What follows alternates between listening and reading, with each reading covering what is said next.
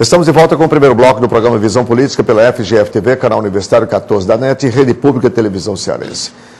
Agradecendo desde já ao deputado José Guimarães como nosso convidado, a exemplo do que faço aos nossos dois debatedores e colaboradores, eu queria começar colocando na pauta exatamente o objeto do assunto do editorial de abertura do programa, que são os desafios que tem o Congresso Nacional para a consolidação da nossa democracia, para a construção de uma sociedade em bases políticas diferentes da que nós temos hoje, ante o seu custo e aquilo que é a prática recorrente do Congresso. Deputado, estamos há um mês em que o Congresso pauta a chamada grande mídia brasileira por aquilo que há de pior.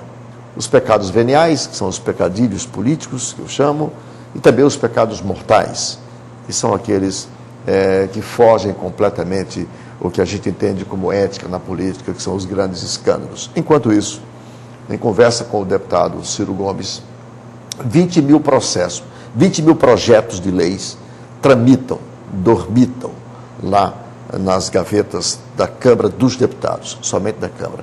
Qual é a sua interpretação para esta situação que nós temos hoje? Enquanto parlamentar, uma interlocução qualificada como é o senhor em relação ao Poder Executivo, coordenador agora da bancada do Ceará, como é que o senhor se sente diante dessa realidade vivenciada aqui? Em primeiro lugar, eu entendo que o parlamento ele é essencial para o processo democrático. A Câmara Federal e o Senado, principalmente a Câmara Federal. Eu até defendo que o Senado precisa ser reformado urgentemente, na sua função constitucional. Mas a Câmara, ela tem uma função fundamental. Em segundo lugar, o fato da Câmara existirem lá mais de 20 mil projetos tramitando e dormitando nas gavetas ou nas comissões temáticas, não significa que a Câmara não trabalhe, que os deputados e deputadas não trabalhem.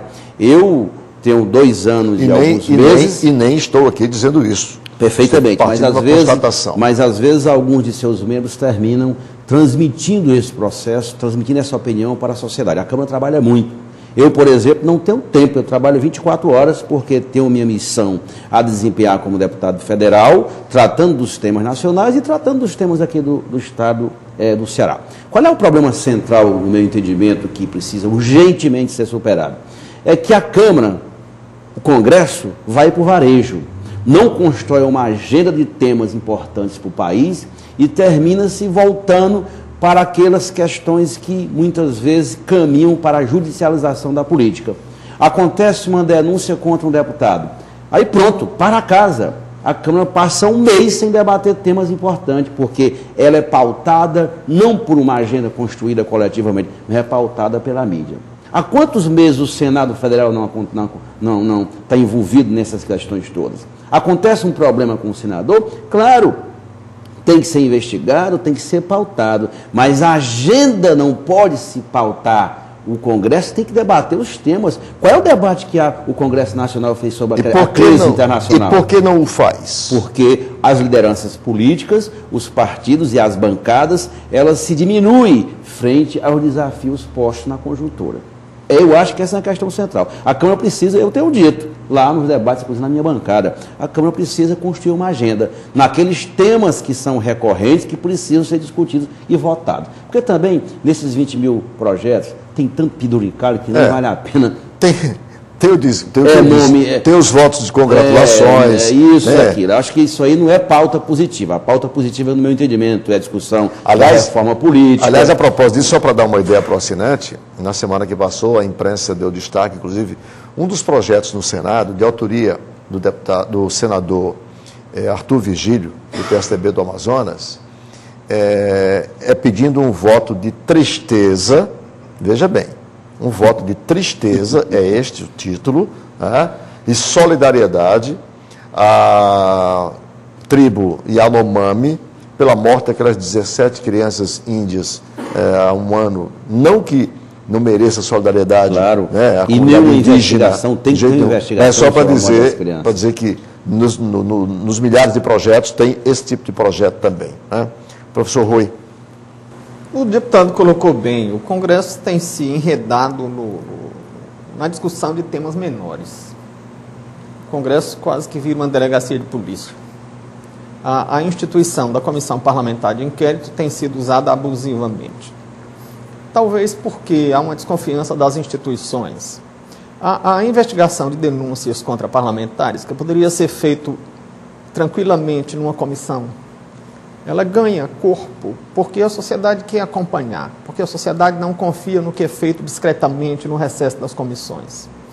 Além disso, o Congresso perdeu a direção da sua própria pauta, porque a própria instituição, pela sua instituição constitucional, ela faculta o Poder Executivo tomar a direção dos debates parlamentares, na medida em que o Instituto da Medida Provisória dá um prazo ao Poder Legislativo para apreciar essas medidas e tranca a pauta do Poder Legislativo se as medidas não forem apreciadas no prazo hábil. E o que acontece é isso, o governo enche o Congresso de medida provisória e a pauta do Congresso fica presa e o Congresso tem que ficar simplesmente apreciando medida provisória.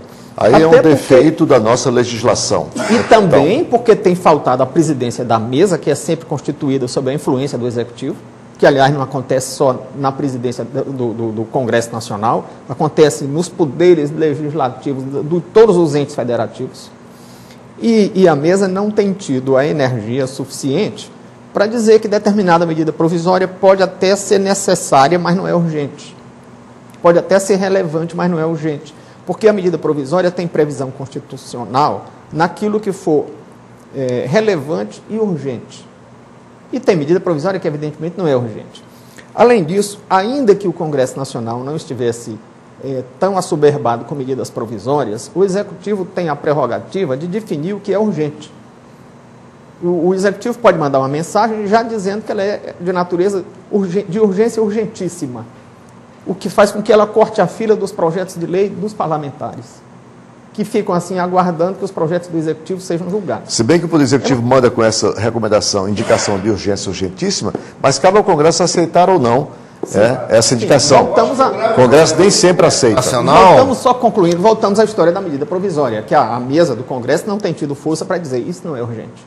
Eu acho que o grave problema do Congresso Nacional, eu queria ouvir a opinião do deputado Guimarães, é que lá a casa é um cenário de correlação de forças, não em relação aos outros poderes, mas também internamente, porque existem as várias bancadas, existem os vários grupos de interesse, existem as bancadas regionais e existem as bancadas, o deputado sabe melhor que todos nós, dos grupos de interesse que vão lá para defender interesses estratégicos ligados a setores. Então, eu queria ouvir o deputado, ele é coordenador da bancada do Ceará, e uma crítica que eu tenho feito em relação à nossa bancada, que falta também um plano de voo, um plano de ação, uma ação estratégica em relação aos interesses do Estado, como já houve historicamente. Eu lembro que há anos nós tínhamos bancadas extremamente consistentes e trabalhando em bloco. Me parece, deputado Guimarães, que hoje essa coisa se esgarçou. Quer dizer, hoje nós não conseguimos colocar na mesma mesa a nossa bancada para defender aqueles interesses estratégicos da região e do nosso Estado. Como é que o senhor avalia isso? Olha, uma questão fundamental levantada pelos dois debatedores. Com relação à primeira questão levantada pelo professor Rui, há que ser considerado na sua argumentação de que o Congresso muitas vezes fica assoberbado de medidas provisórias, mas há também um outro problema, que é a falta de consenso entre os líderes partidários para discutir as matérias que são urgentes. Vou dar um exemplo.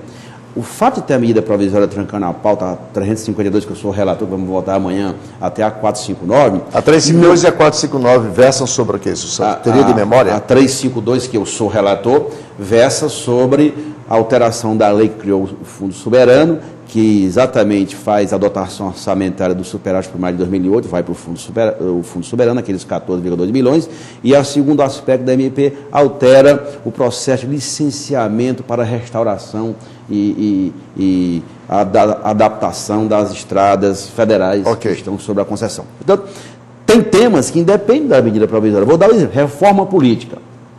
A reforma política não vota porque os líderes, professor Luiz Sérgio, professor Rui, tem divergência e não querem enfrentar divergências. Os partidos de esquerda chegam e dizem: não aceitamos porque a cláusula de barreira não serve à democracia. Ora, o fato de ter uma divergência de mérito não pode viabilizar o debate. Portanto, o fato das medidas provisórias existirem lá, e é real isso, não é o motivo